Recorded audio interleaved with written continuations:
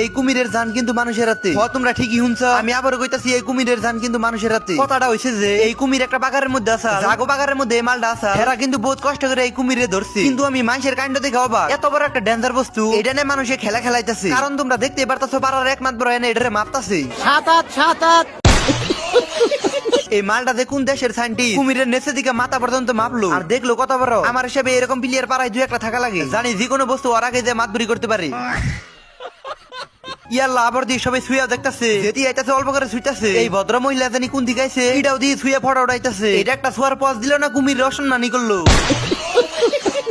এই কুমির দেখার জন্য কিন্তু পাড়ার সব মানুষ আয় পড়ছে। যেটি এই মালটা ধরছে তাকে বাড়ির মধ্যে কিন্তু হাল্লা চিল্লা বাজাই দিছে। তাই উপায় না ভাই এই মানুষটা কার লগে জানি দেহ কায়দা বাজাই দিছে, কইতাছে আমার বাইতের দিকে যাবি না নাই।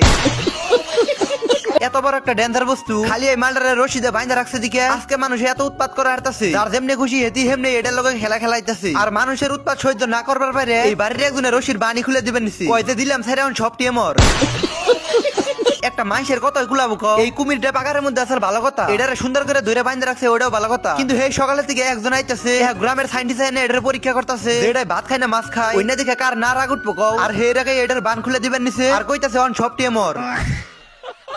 বন্ধুরা এই ভিডিও কিন্তু আমাকে আসামেন না, এই ভিডিওটা আসলে বাংলাদেশের একটা ভিডিও। যদি দেখে ভালো লাগে ভিডিওতে একটা লাইক করবা আর এরকম মিনি ব্লগ দেখতে চাইলে একটা ফলো করবা।